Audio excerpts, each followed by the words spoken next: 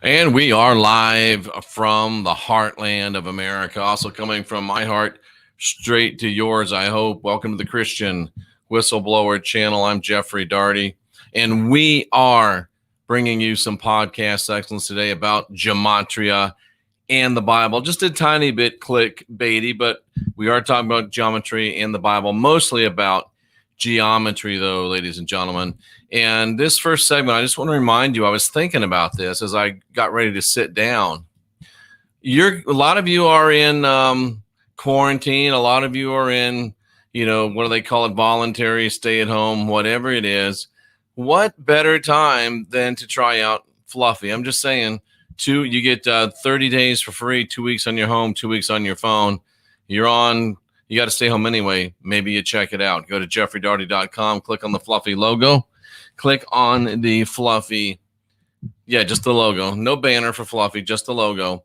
Go ahead and check it out. I think that you will be glad you did. And you're certainly going to be glad you did join this podcast today because this is, I know that it seems like everyone's the best one, but man, this one's really, really, really, really good. And it's one of those things that I think are life-changing. And yeah, I think a lot of them are.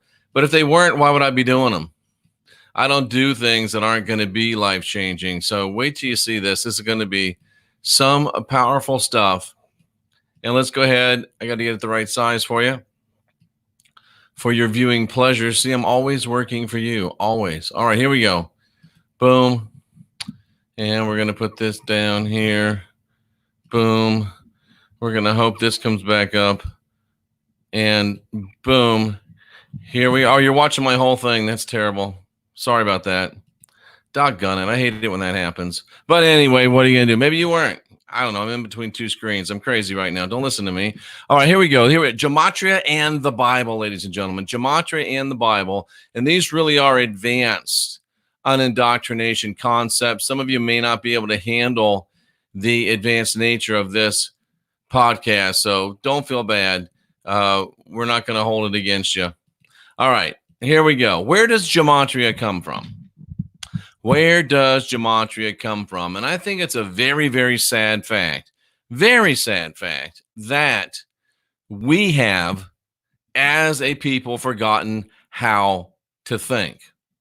Or we just no longer bother to do so. Because I remember when I was a kid, I remember when I was growing up, I remember that we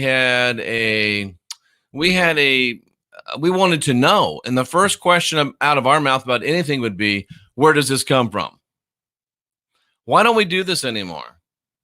Sad to say, it's probably because we're lazy and programmed. So this allows, folks, secret societies to freely communicate openly, yet in a covert manner, because we no longer have the eyes to see, we no longer have the ears to hear. So they don't have to worry about us. What a sad state we're in. But the good news is, and I've noticed this, unbalanced usually overplays its hand. They thought we don't care. They thought we don't look. They thought we don't see. They thought we don't listen. Plus, natural law kicked in. And the Bible, even though it's designed to keep us locked into a fear and guilt, blood, magic, control matrix, it still has to hold the keys to our freedom and deliverance. So them overplaying their hands, us being stupid, in a way, it's worked together to help us wake up. But that's just kind of what I'm thinking about on that. But what is the source of Gematria? And excuse me for asking, because everybody knows that Gematria is super cool. Everybody knows that Gematria is the greatest thing. Everybody knows how wonderful Gematria is. Well, excuse me for asking, but I'm especially going to ask now that I know that everybody knows how great geometry is. So, where did geometry come from? Is that fair? Am I attacking people? Am I causing your little feels to get hurt? Is it wrong for me to ask, where did gematria come from? That's all I want to know. Where did the gematria come from? So let's look at it. Well, gematria comes from, and I meant to look this up again, isopesphy. I think is how you say it. Isopesphy. Isopesphy. I think it's isopspephy. But anyway, it is the practice of adding up numerical values that are assigned to letters. And can I just ask, who assigned the numerical values to the letters? But this practice is made of adding up numerical values that are assigned to letters that make up a word and then you add them up to form a single number. The number is then used as a metaphorical bridge to other words, ideas, and concepts. My point is that this is not science, nor is it objective, and nor is it God's language. Come on, think about what you're saying. It is metaphorical. It's highly subjective. It's highly interpretive. It's a long way from being a definitive, no questions asked science. That's all I'm saying. Let's keep reading. Isopesphy, isophacy, isosophy. That's it, I think. Isosophy. Isosophy is related to gematria. Only isosophy is the same practice using the Hebrew alphabet and later also the English alphabet and the ancient alphabetic systems of other cultures as well. So think about this. It's been popular in Europe from the Middle Ages to the Renaissance, and its legacy remains in code-breaking, numerology, and Masonic symbolism today, which is occulted or hidden practice, in my estimation. Numerology also plays into the coding and is used by many secret societies to freely communicate openly, yet in a covert manner, because those do not have ears to hear. Talking about where gematria comes from.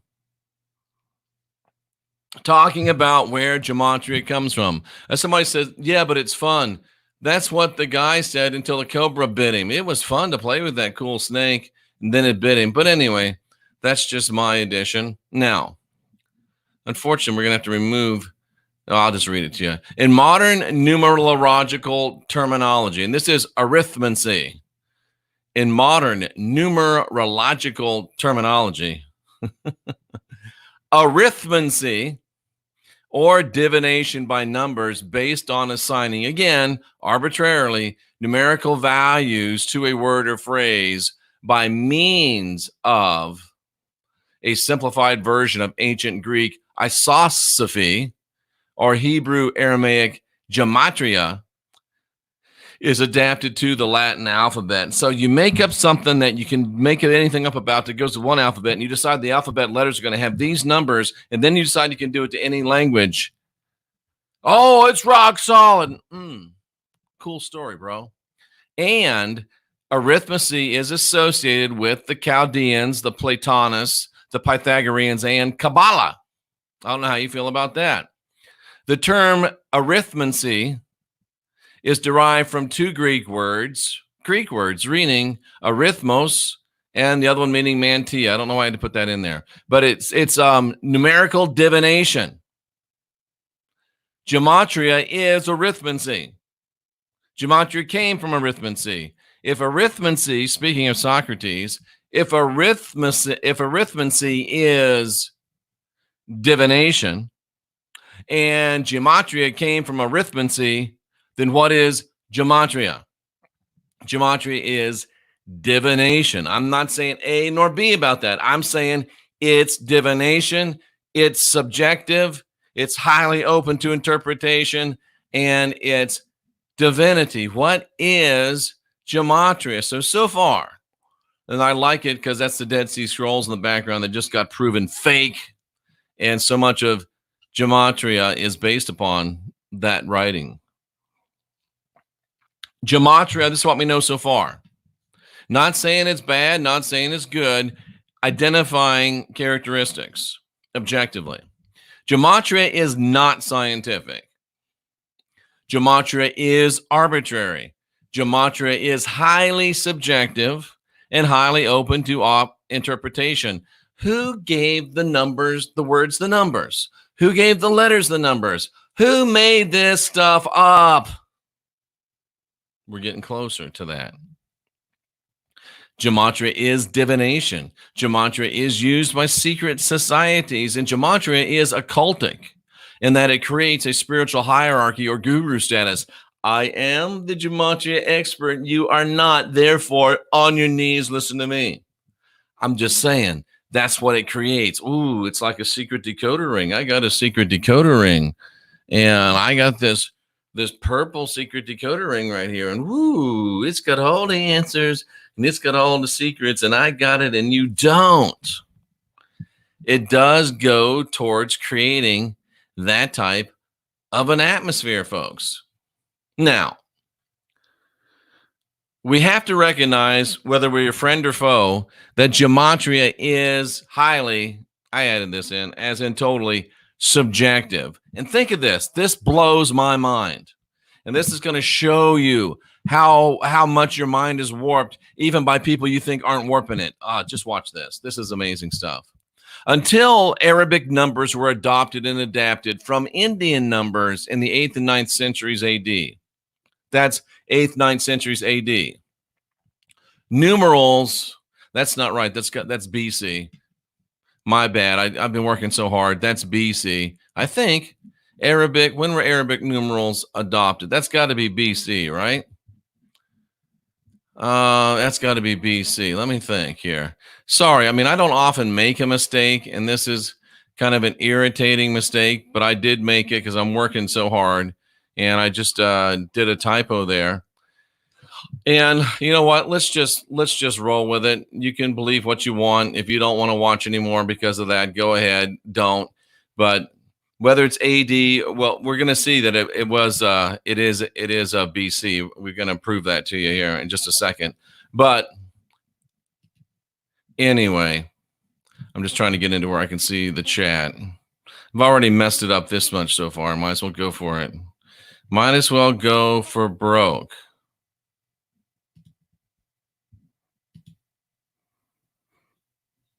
Wow. Anyway,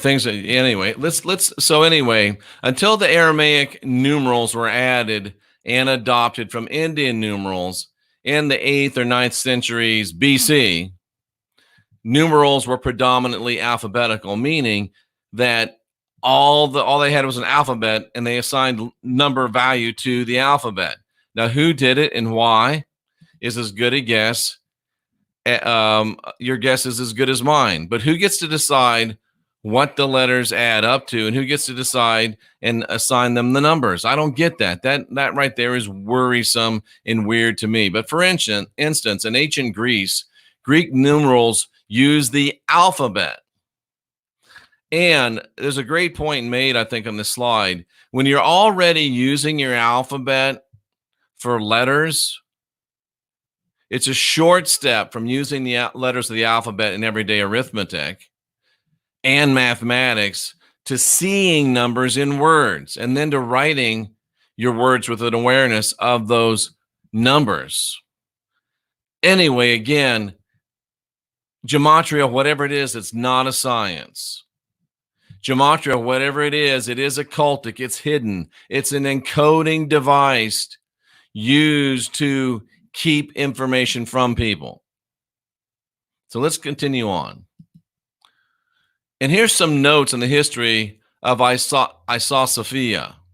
I saw Sophia. That's what it is, I think. I saw Sophia, or Gematria. Did you know, and right now, I wish I'd done this before I put this up. If I was to ask you what was the most ancient language out there, a lot of you might say Hebrew.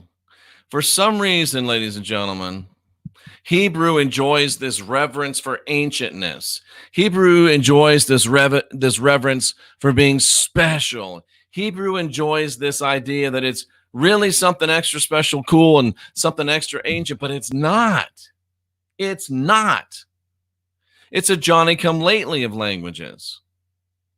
The Greek numerals go back to at least the end of the 4th century BC. Okay, so we were right. The Greek numerals go back to at least the end of the 4th century BC. They appear on coins as late as 266 and 311. Now, the oldest examples of Hebrew go back only to the beginning of the 1st century BC, or at most the last few years of the 2nd century.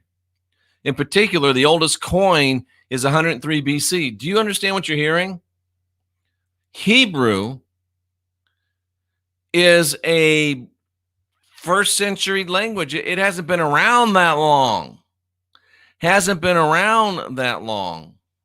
Prior to 100 BC, and you got to remember, this is subjective, 100, 200 years either way.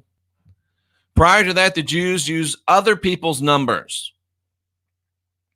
And these considerations in the mind of this researcher support the view that the Hebrew alphabetic numeration was derived from Greek, and that it could not have been except other than during the diaspora, which meant after the destruction of Jerusalem, and they all got dispersed. So between the 1st century BC and the 7th century AD is when Hebrew as we know it came together. That is, to me, absolutely fascinating. The Greek is way older than the Hebrew. The Hebrew is Johnny come lately. Keep that in mind. It can't be argued because it's so big to our discussion. Hebrew is not ancient, and Hebrew's not mysterious. And since Gematria is based on Hebrew, what does that tell us about Gematria? A lot. The Hebrew Gematria known to us today comes from the Greeks via Rome. And according to this book that I've sourced there, one of the distinctive differences, and anybody that knows anything about languages understands this, is that there's a difference between early Hebrew, which was a lot like Phoenician, and square Hebrew, which is what we're familiar with. And it was perhaps derived from the Aramaic. Who cares? But it is the presence of final forms in the latter, meaning early Hebrew, you couldn't say that the letter meant this, so you couldn't get a number to assign to it. There was no final numbers with early Hebrew. Couldn't use that stuff for geometry. If you don't know what number the letter's supposed to have, then you don't have any way to do your due. So it wasn't until late Hebrew came into be, and Gematria could not have been used before square Hebrew. Gematria could not have been used before square Hebrew. Did you hear me? Oh, Jeff, that's wrong. Oh, Jeff, you don't know. Oh, Jeff, you're a jerk.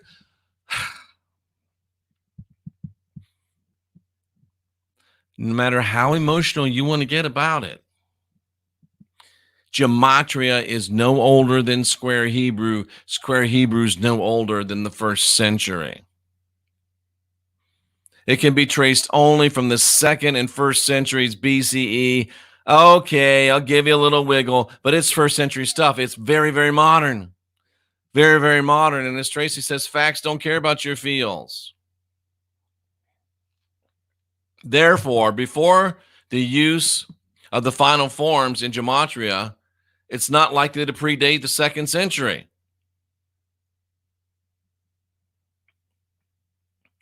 And it could not have predated this time because it wasn't there in existence. And just strangely enough, this is the exact time that Rome was creating and consolidating Roman Judaism. You heard me right.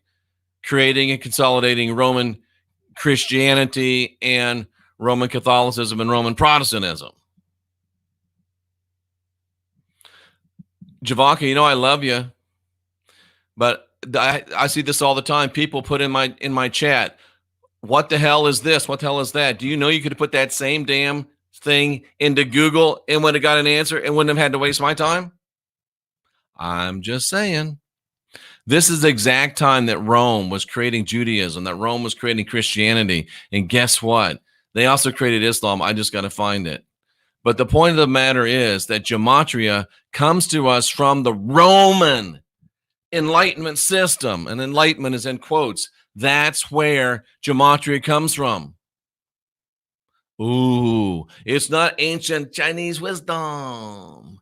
And it's not ancient Hebrew wisdom, because there ain't no Hebrew wisdom that ancient attached to a language. That is, they could not have had it before, let's say 100 BC. That's super recent. That's 100 years before Jebus supposedly was born, right? Come on, ladies and gentlemen, open your minds. Think. Where are you getting at, Jeff? Why are you picking on people? Stay with me. Gematria is Roman. It's not Hebrew. Therefore, the use of the final forms in Gematria is not very likely to predate the 2nd century CE, exactly the time that Rome was consolidating the world, Judaism, Christianity, Islam. I'll prove that. This is 100 AD on, folks, right after they destroyed the temple. This is Roman Judaism. You have to understand what happened to Judaism after Rome destroyed Jerusalem in 70 AD.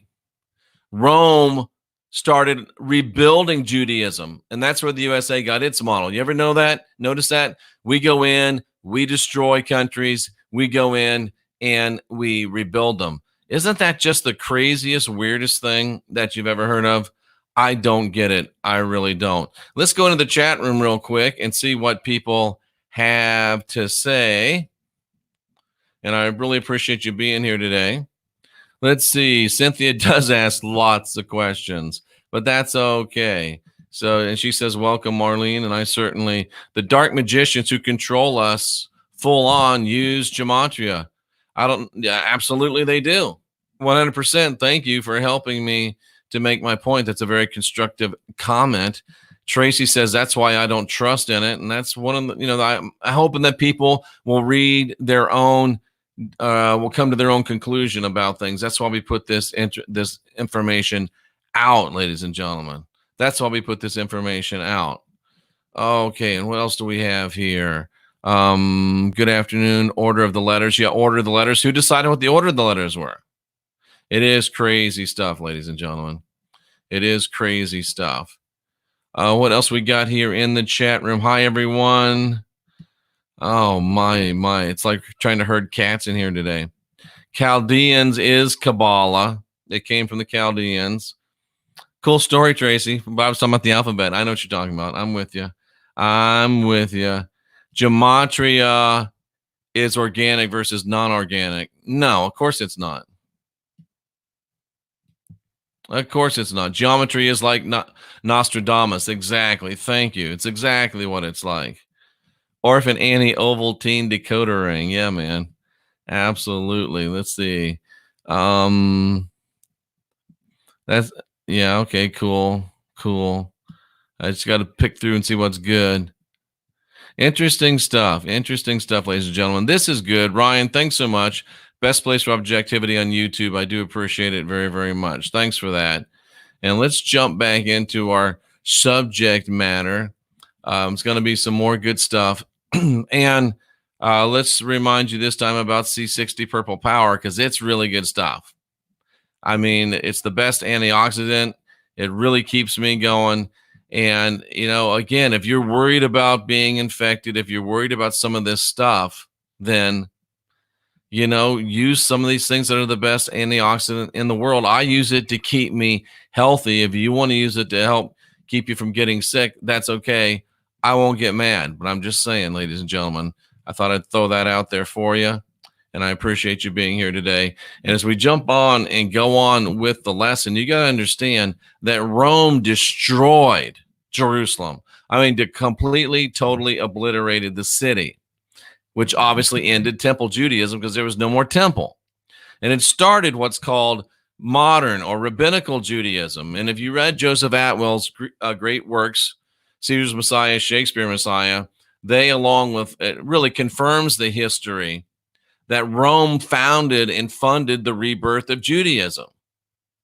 Rome destroyed Judaism. So what did they do? Rome gave them money to build new synagogues and new schools for rabbis. I forget what those are called.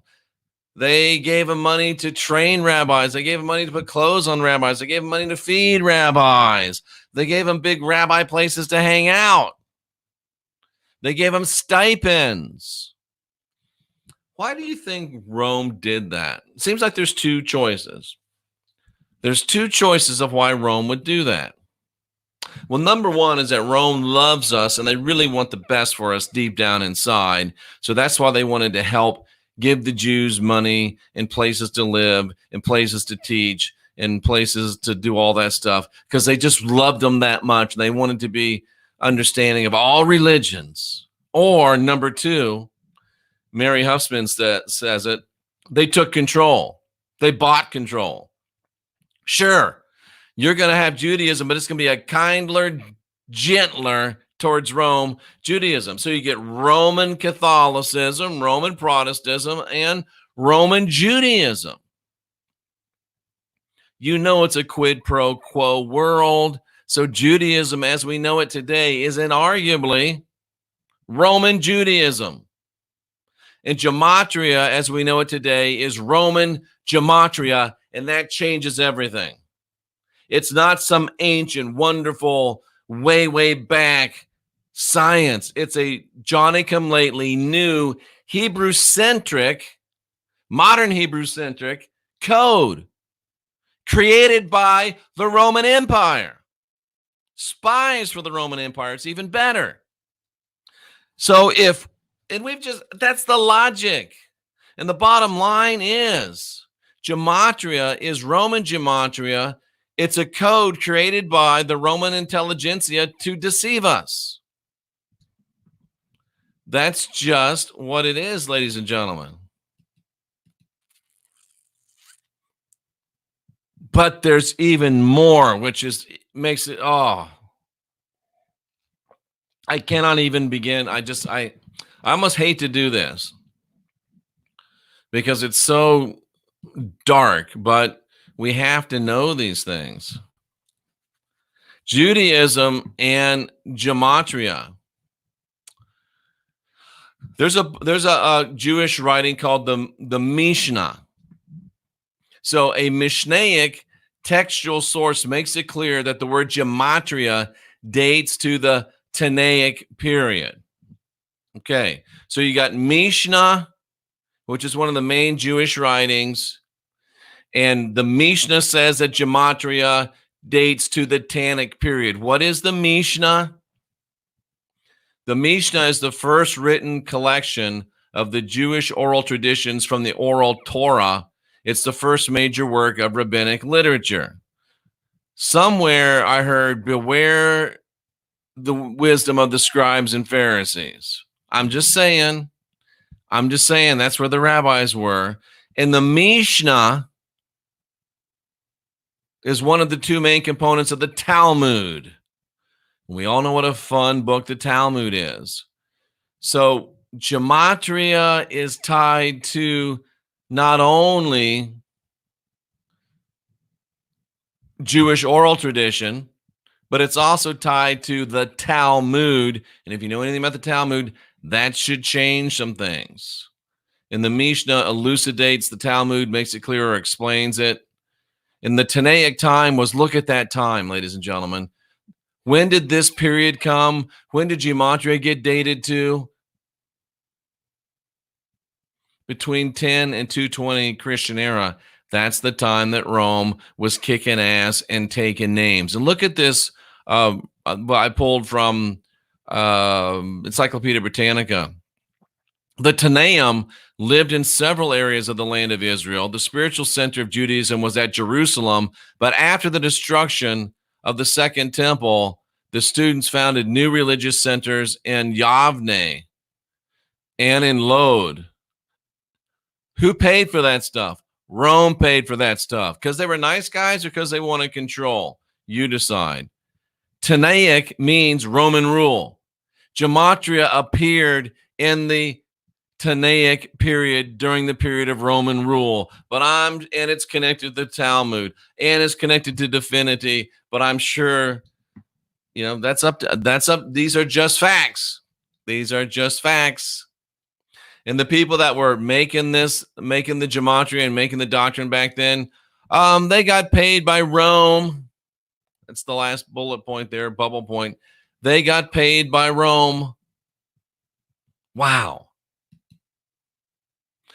And remember, history's a bitch, karma's a bitch, only if you are. During the Teneum period, 0 to 200 AD, the Roman Testament, you call it the New Testament, was written. Josephus was written. Gematria was created. The Tanaim operated under the occupation of the Roman Empire. Gematria created under the occupation of the Roman Empire, under the Roman censors that checked every word that was published. But I'm sure it's great stuff anyway. Oh, I put editorial in there, and I just wanted you to make up your own mind. But wait, there's more. Many researchers connect the number of the beast referred to in the book of Revelation with Gematria. Now, like Nostradamus, Gematria likes to make predictions as well.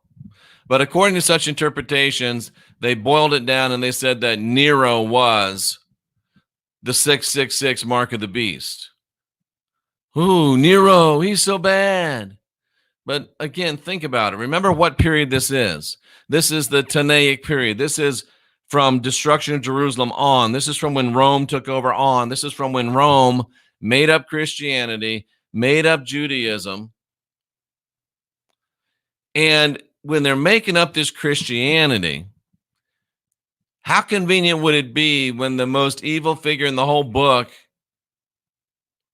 gets to be Nero, and Nero just happened to be the last of the Julian emperors, and the ones that wrote the New Testament were the Flavians, who took over from the Julians. Do you think the new Flavian emperors would be interested in making the old ones devils and making themselves gods? Something to think about, ladies and gentlemen. Modern Gematria, bottom line, is brought to you by your friendly neighborhood builders of the Matrix. Gematria comes from post-temple Judaism. Post-temple Judaism is Roman. Gematria is Roman. Rome runs the Matrix. Gematria is of the Matrix. Gematria cannot be trusted. It's a shiny object of Matrix distraction. Maybe it's the shiniest, because watch the chat room blow up right now. We've made the turn and we're heading into editorial time. Gematria is Roman made. The New Testament is Roman made. The Old Testament is Roman edited. And all three are out to keep us in the Matrix. Gematria, Christianity, Judaism. They're all three out to keep us in the Matrix and are best avoided. Advanced researchers can find some gems if they know how to protect themselves. But in my opinion, Gematria is out there to keep you chasing your tail instead of seeing the more important things. Trust no one. Trust no one. Here's a little extra on indoctrination. The Tamura and the Notaricon. This is going to be, we'll have a little fun right here. The Tamura is one of the three ancient methods used by Kabbalists to arrange words and sentences in the Jewish Testament, the Old Testament, in the belief that by this method they could derive esoteric, substratum, and deeper spiritual meanings of the words. Okay, cool. But who gets to decide what the meanings are? Whoever's making the meanings, and the people that made these meanings were your friendly neighborhood makers of the Matrix. I'm just saying. So Tamura was one of the ways. And there's three types of Tamura: Atbash, Abgad, and Ablam. Atbash, you replace the first letter with the last letter of the Hebrew alphabet. Or if you were using it on English, if you saw A in a word, you'd put a Z there. If you saw B in a word, you'd put a Y there. If you saw C, they'd put an X there. And then this one replaced it. Oh, if it really is A, make it B. If it was B, make it C. If it was C, make it D, on and on and on. And the last one replaces the letter of the alphabet with the 12th. So A is L. And anyway, the point being, I think that turnabout with the Matrix is fair play. And there's some words that I can't say without hurting my YouTube channel. But why? And I just said, let me just create a new word list. Let me use some of the Illuminati coding back on it. Let me use what they use to keep me down. Let me just turn that shit around. So here's what I've done. From now on, and I'm going to make a little video after this one so you can keep it referenced. I'm going to stop using these words. I'm making my own word list because turnabout is fair play. From now on, I'll just say this last time you'll hear me saying, from now on, Jews will be referred to as, we're not going to do that. But I've made different words for things. If I say the old words, it kicks on the censor. But anyway, you can see on the screen who the limbs are. You can see on the screen who Heru is, and you can probably guess who the distu are, because that would be first name, last name of that first name, the J word. So it's either Heru or Heru distu. The other one's going to be Mon. The other one will be monad. The other one will be distu. That other one there, man of. And coronavirus will now be known as Dawson Wist. Because I don't want to say those words, because those words create frequency, those words create power, those words create energy that feeds things that I don't want fed. It feeds things that I'm trying to starve. So that's what we're going to do. So from now on, you're going to hear me saying, what, huh? And you'll have to refer back to your list. Some of those words do have different meanings, but it doesn't matter to me, Tracy, because it's my language and I'm making it up. But none of those have a bad meaning that really would call in bad energy. I checked them, at least in my opinion. I checked them. So, and I can always change. We can always change. Notaricon is much simpler. It's like Mothers Against Drunk Driving. It's what's that called? Acronyms. That's what Notaricon is. And of course it's very simple, so it's very easy. So Mothers Against Drunk Driving is a great one. There's I think a gay one that's called GLAD, something like that. So you can make those up, and we can make up some fun ones. And I might make up some fun ones. I really might. And then let me address my biggest fans, my trolls. So many of you out there right now, I haven't really looked in the chat.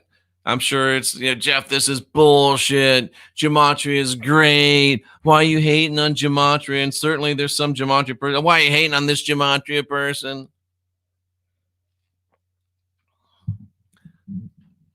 It's not bullshit. And I'll show you that something you believe says it's not bullshit. I'm going to pull that out, Material Classified. It's funny, but bad taste, bruh.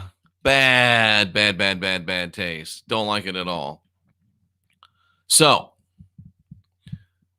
this is all bullshit. Okay. Well, let me tell you a little story about a man named Pilate.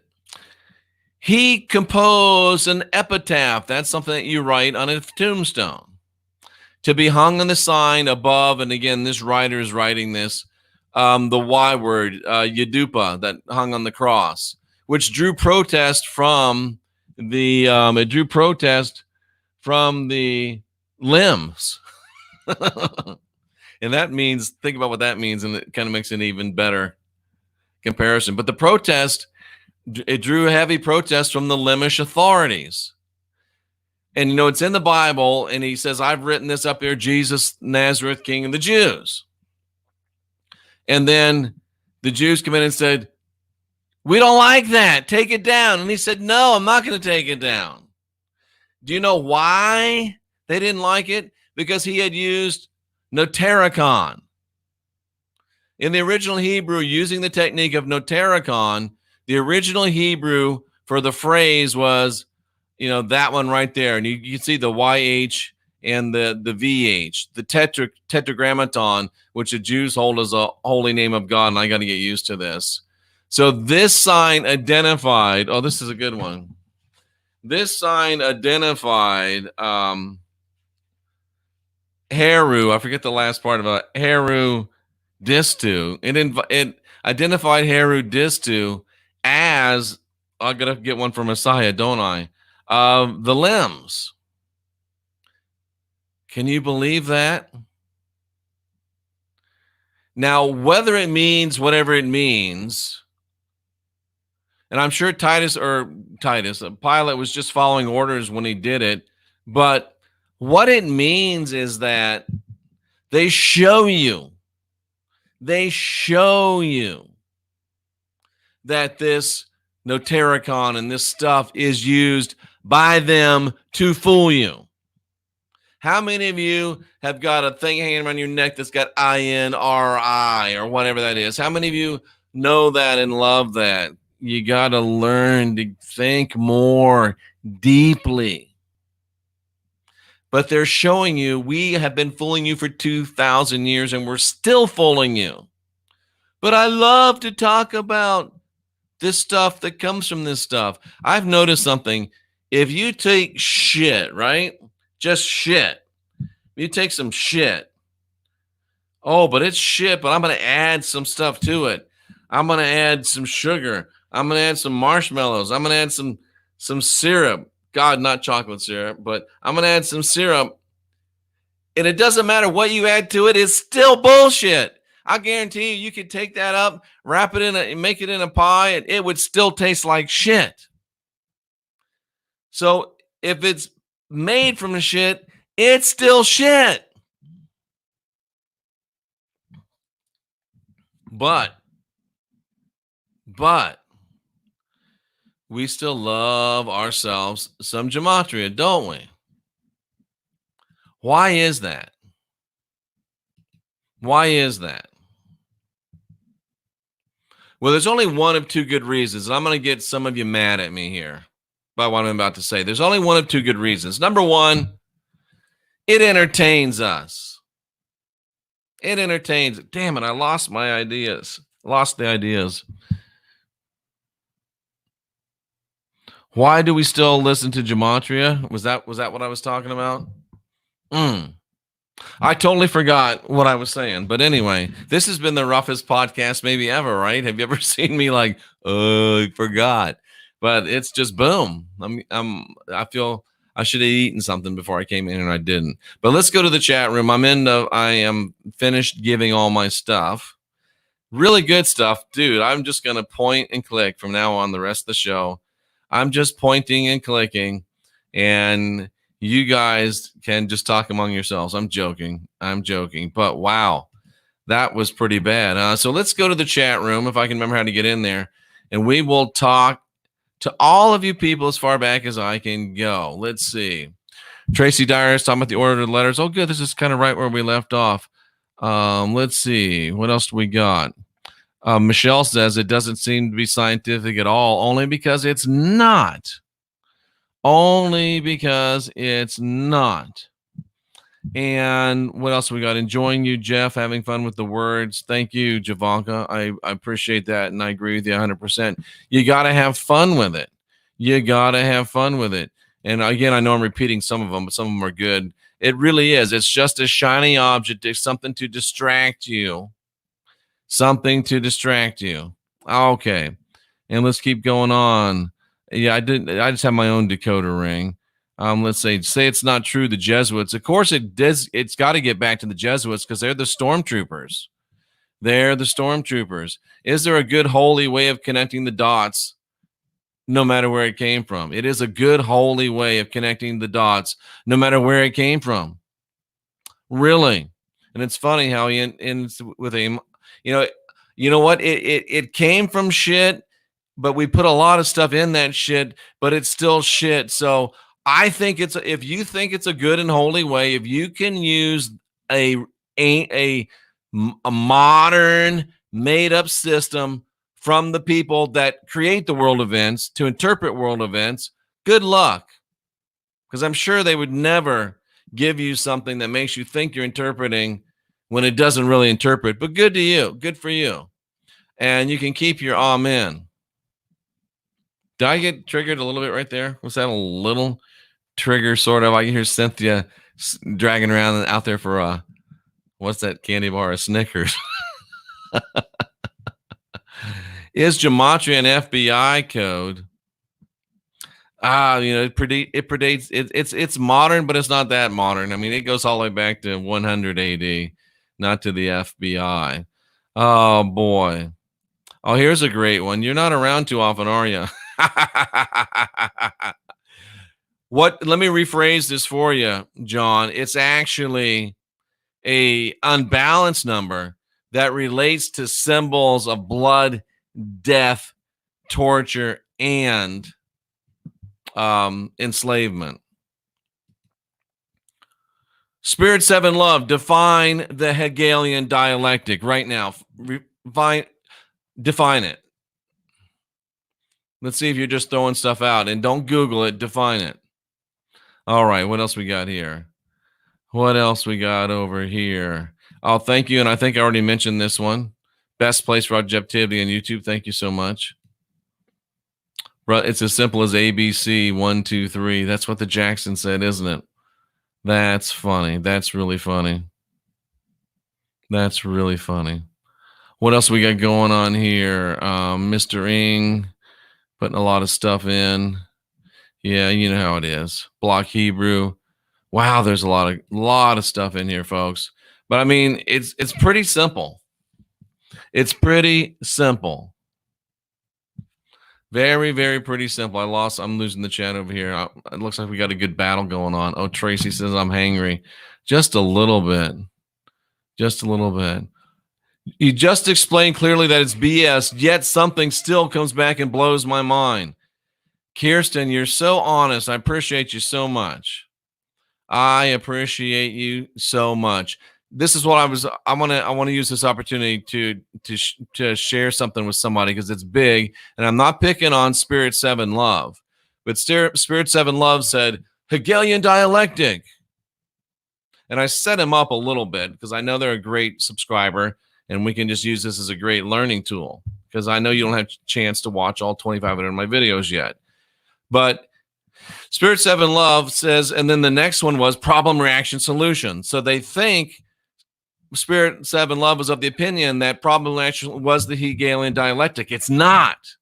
But the reason they think that is because they've been told that by every truther, every YouTuber that's out there. But if you actually study the Hegelian dialectic itself, and there's a reason why even people like us are being trained to have a negative reaction to problem, reaction, solution. We're trained to have a bad reaction when it's a really good thing.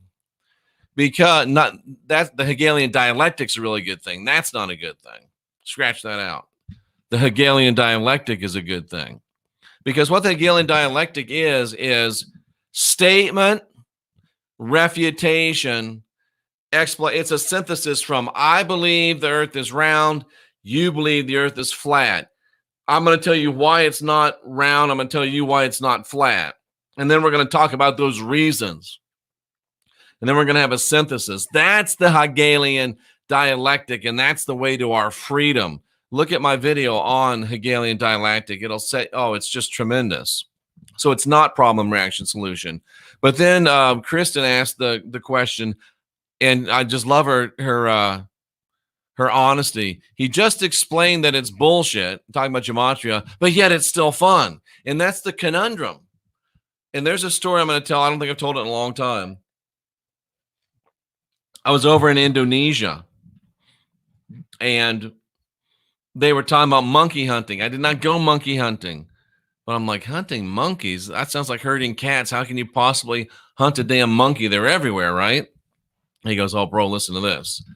The way they hunt a monkey, they take a coconut. They put a hole in it about the size that a monkey can stick his hand through.